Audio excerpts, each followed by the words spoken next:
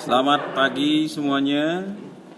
Hari ini kita akan membahas tentang materi kedatangan bangsa Eropa ke Indonesia. Bicara tentang kedatangan bangsa Eropa ke Indonesia, ini nanti terkait terhadap dampak-dampak serta pengaruh kedatangan bangsa Eropa ke Indonesia. Namun materinya nanti akan kita bahas setelah kita membahas kedatangan bangsa Eropa ini. Bicara tentang masuknya bangsa Eropa ke Indonesia, kita akan membicarakan tentang penjelajahan samudra. Kenapa disebut penjelajahan samudra? Karena bangsa Eropa datang ke Indonesia melalui penjelajahan samudra. Mereka belum tahu bahwa Indonesia itu di mana. Nah, dalam rangka penjelajahan samudra itu mereka bertujuan untuk mencari daerah penghasil rempah-rempah. Jadi kata kuncinya kedatangan bangsa Eropa itu adalah berkaitan dengan mencari daerah penghasil rempah-rempah. Bangsa Eropa datang untuk mencari rempah-rempah ini disebabkan oleh beberapa faktor. Nah, faktor ini kalau kita perhatikan, yang pertama adalah jatuhnya Konstantinopel atau Romawi Timur ke tangan Turki Utsmani tahun 1453. Nah, hubungannya adalah bahwa bangsa Eropa yang dulunya menguasai Konstantinopel menjadikan Konstantinopel sebagai pusat perdagangan untuk masuk ke Eropa. Nah, setelah Konstantinopel dikuasai oleh Turki, maka bangsa Eropa dilarang berdagang di Turki tersebut. Faktor yang kedua adalah perkembangan ilmu pengetahuan dan teknologi,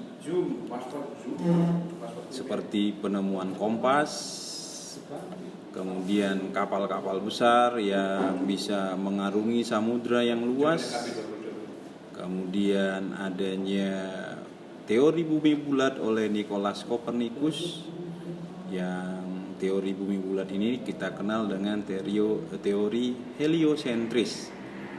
Teori heliosentris ini nanti didukung oleh Galileo Galilei. Nah, hubungannya apa? Dengan adanya teori bumi bulat, maka bangsa Eropa tidak khawatir lagi untuk menjelajahi samudra yang luas. Mereka bisa melakukan penjelajahan dan pelayaran dan tanpa khawatir nanti mereka akan tersesat. Karena kalau bulat, mereka kemanapun perginya mereka akan bisa kembali ke tempat semula dari arah yang berlawanan. Nah, kemudian kita yang ketiga adalah adanya kisah-kisah perjalanan atau adanya petualangan yang dilakukan oleh para penjelajah sebelumnya. Kalau kita lihat di sini ada Marco Polo yang pernah mengadakan perjalanan ke daerah timur yang sampai ke Cina. Marco Polo ini kalau kita lihat dia membuat suatu catatan perjalanan yang menjadi dasar dari penjelajahan samudra berikutnya. Kemudian yang keempat adanya semangat reconquista. Nah, semangat reconquista ini nanti berkaitan dikuasainya Konstantinopel oleh orang-orang Turki. Nah, ternyata orang Turki ini adalah beragama Islam. Nah, kemudian berhasil menguasai Konstantinopel yang dikuasai oleh orang-orang Kristen. Nah, kemudian orang-orang Eropa yang beragama Kristen ingin menyebarkan agama Kristen ke seluruh dunia dan ingin menjadikan bahwa agama Kristen ini bisa diterima di seluruh dunia. Nah, dalam proses inilah nanti ada semangat ingin mengalahkan orang-orang Islam. Dimanapun mereka bertemu, mereka akan melakukan semacam penguasaan terhadap daerah-daerah yang dikuasai oleh Islam. Kedatangan bangsa Eropa dikenal dengan semboyan 3G: Gold, Glory, Gospel. Gold itu untuk mencari kekayaan, Glory untuk kejayaan, Gospel untuk penyebaran agama.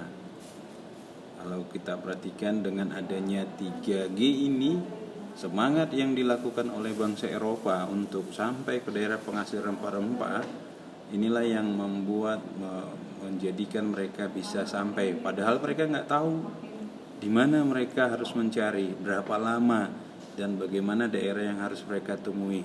Tapi yang paling penting mereka punya semangat yang mereka tuangkan dalam semboyan 3G. Nah,